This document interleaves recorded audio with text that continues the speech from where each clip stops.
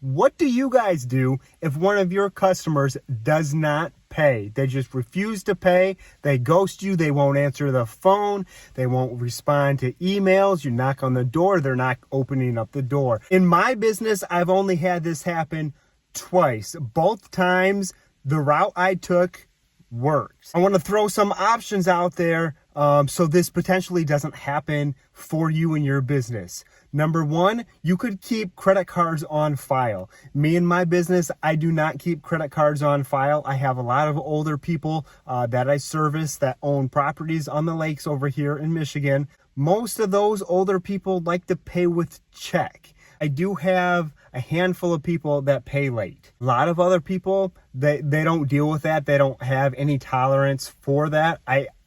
I'm an easygoing person. I will work with you. If you cannot pay your invoice for the month, I will usually let it go another month before I will call you. I will send another invoice out.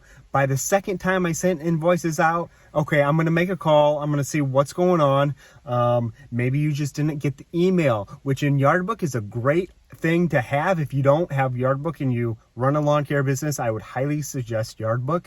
In Yardbook, when you send the email and they look at the invoice, it tells you that the invoice has been opened. So you know if they're lying. But if the invoice has not been opened and they tell you they have not gotten it, then you know they probably have not. It might have went to their spam folder. You never know. If they just cannot pay, I will say, you know what? Just pay what you can. You can go online and pay maybe half of it or a quarter of it and just pay what you can. I'm easygoing when it comes to that. I understand people have hard times. People need their lawns cut. The grass is going to keep growing. You're not making a steady income.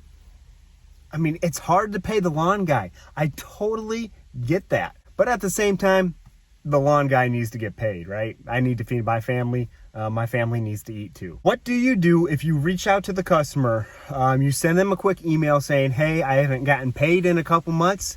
Is there any chance that you can look into this? They don't respond to your email. What do you do if you send the customer a text message? They don't respond to your text message. You know they read the text message because that's the phone they've been using. You give them a call. You get their voicemail. They don't return your call. What in the world do you do? Before I would take any other steps, go knock on the door, right? People don't like confrontations. I don't like confrontations. I try and stay away from that. In business, though, you need to tell people no. Actually, a quick story. Had a guy mowing a property and came over, said, can you mow my lawn across the street? I said, I'm really, really busy right now. I don't think I can fit it in right now. He said, okay, no problem. Just mow it whenever. A little bit overgrown, very small lawn. I said, okay, where is it? He pointed in the direction. He goes, older guy, nice guy. Well, actually he wasn't very nice. He goes, here, looking in his wallet, here's $10. Can you do it for $10? I said, mow your lawn for $10? He said, yeah. Here, mow my lawn for $10. I said, I'm sorry, sir. I can't mow your lawn for $10. He drove away all mad. There's going to be confrontations in any business, in any life. You're going to have confrontations. So go knock on the door. Maybe they aren't getting your phone calls. Maybe they aren't getting your emails. Knock on the door. If they don't answer the door, you know 100% they're avoiding you. There's two options that you could do. So the first option is you could go to the courthouse and you could get a lien. That's an option to do.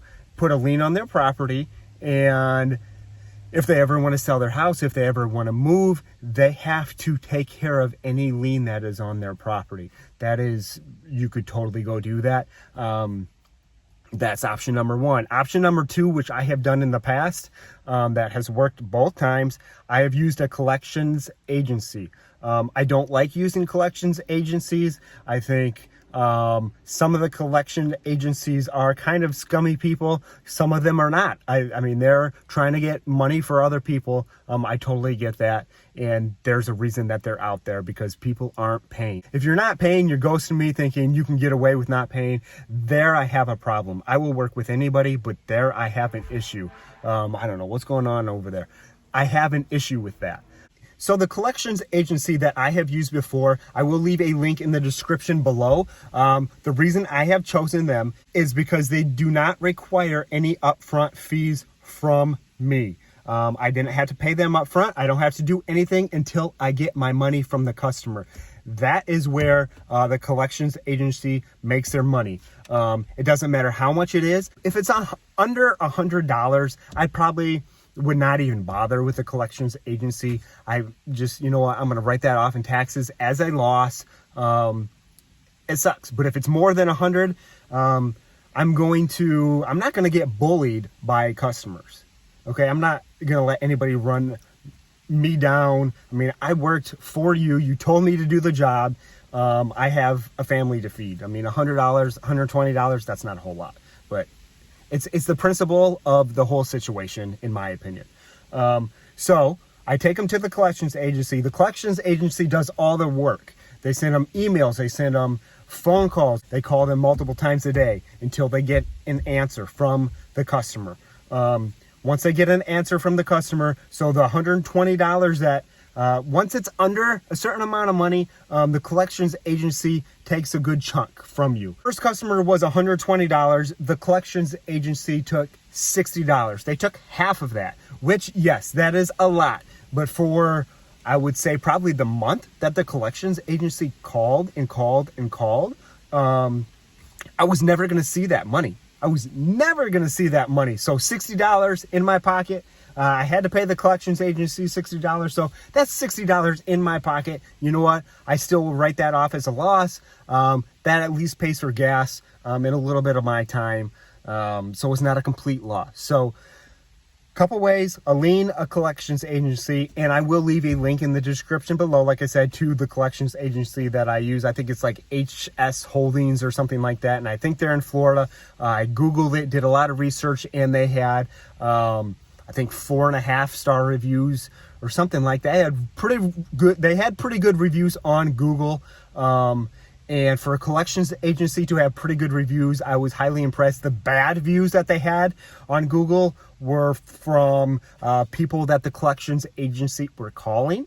So I totally get that, and I threw those bad reviews out the window because that doesn't mean anything to me. I mean, that's the other end. That I understand that they're going to be mad that the collections agency is calling them. So hopefully this has helped you guys out. If you don't want to deal with any of this crap, put credit cards on file. If that's not going to work for your business, I don't think it's going to work for my business. Maybe someday down the road it will, but right now it's not. So just pick good customers, weed out the bad customers, and you should be fine. So if you have any other questions about anything, feel free to ask me. I don't have all the answers, but I am very knowledgeable now about a lot of the lawn care stuff. I used to go on YouTube to find a lot of information about lawn care.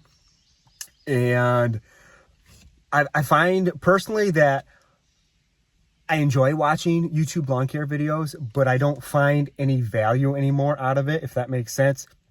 I feel like I am in the point of my business that I have knowledge to share, and I'm always up for learning. Don't get me wrong. I mean, a couple of years ago, I went to the Lawntrepreneur Academy Live with Brian Fullerton.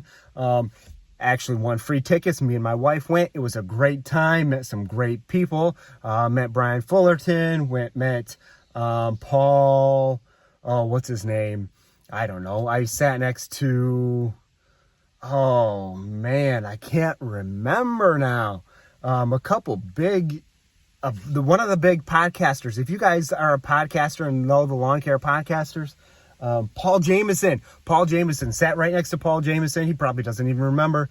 Sat next to Caleb Allman and his wife. They probably don't even remember me. But it was just a great time, great atmosphere to be around people that are like-minded as me.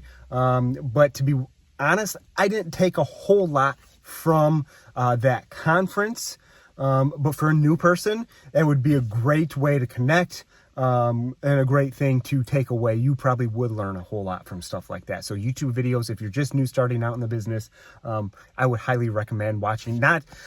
Watch my channel, guys. I really appreciate it. Click that subscribe button. But to be honest, I love watching Brian Fullerton.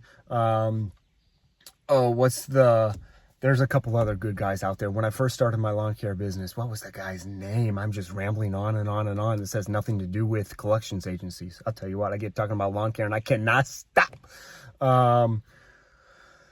What's the Alabama guy from Alabama? I learned a whole lot from that guy.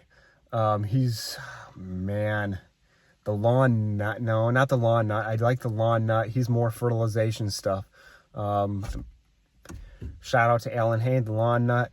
What is his name? Man, I can't think about it. If you guys are in the lawn community and know the YouTuber from Alabama that used to do a whole lot of videos on lawn care, but now is moved to fertilization, please in the comments below let me know. He was the first YouTuber that I found to be extremely helpful, and from his channel I kind of branched off to other guys. I don't watch him a whole lot now because he does more fertilization videos, but just go on YouTube. If you just go on YouTube, right? That's how you find my channel. Most of the people, that's how you find my channel, unless your friends or family. Then you feel obligated to watch this, right? Guys, sorry that I'm rambling on. If you got anything from this video, or if you like this type of content, please consider giving it a like and hit that subscribe button. Really close to 1,000 subscribers, and we're almost there, guys. So thank you guys for all your support. God bless, and I'll see you in the next one.